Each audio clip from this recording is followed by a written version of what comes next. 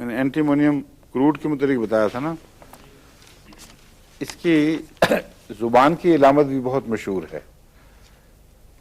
تھک white layer, یعنی سفید، بالکل سفید موٹی تہ جم جاتی ہے، جس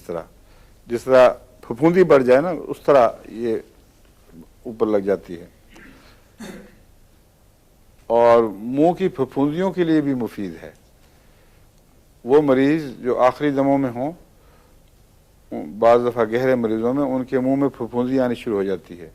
اس کو ڈاکٹر صاف کرتے ہیں، اسکریپ کرتے ہیں، کئی دفعہ صاف کرنے کی کوشش کرتے ہیں۔ یہ اینٹیمونیم کروڈ اس میں مفید ہے۔ پیٹ میں بہت ہوا اور پسینہ بہت آتا ہے مریض کو،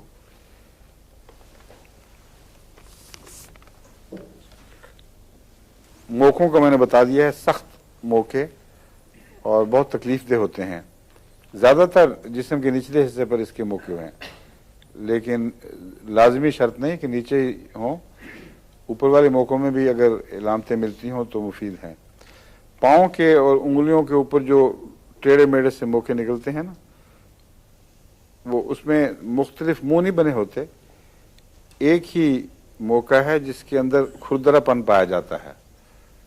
یہ اس کا اینٹیمونیم کروڈ کی خاص علامت ہے۔ اگر موقعوں میں شاخیں نکلی ہوں اور پھٹ رہا ہو موقع، جیسے کٹا پھٹا کینسر کا زخم ہوتا ہے، ایسی صورت میں بہترین چیز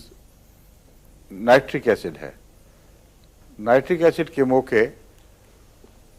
اپنے اندر ایک خاص وائلنس، ایک باغیانہ روح سی رکھتے ہیں، ان کو لگتا ہے جیسے یہ خطرناک چیز ہے، کئی منہ بنائے ہوئے پھٹے کٹے پھٹے، اس میں وہ بہترین ہے۔ کینسر کے زخموں میں ایک اور چیز بہت ہی مفید ہے، جس کے متعلق اب ایلوپیتھک ڈاکٹرز نے بھی اپنے جرنلز میں کئی دفعہ اظہار کیا ہے، وہ ہے شہد۔ صرف شہد زخم پر لگایا جائے تو بہترین فائدہ دینے والی چیز ہے۔ ایک ڈاکٹر کا میں نے پڑھا تھا، یہ مجھے شہد کے موضوع پر کتابیں پڑھنے میں معلوم ہوا، وہ کہ ہومیوپیتھی کتاب میں نہیں لکھا ہوگا،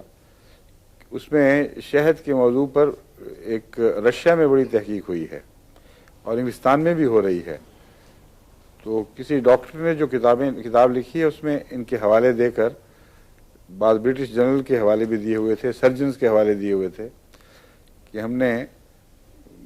ایسے زخموں میں جو کینسرس ہوں یا واقعتاً کینسر کے زخم ہوں، ان میں صرف شہد کا لیپ بہت مفید دیکھا ہے،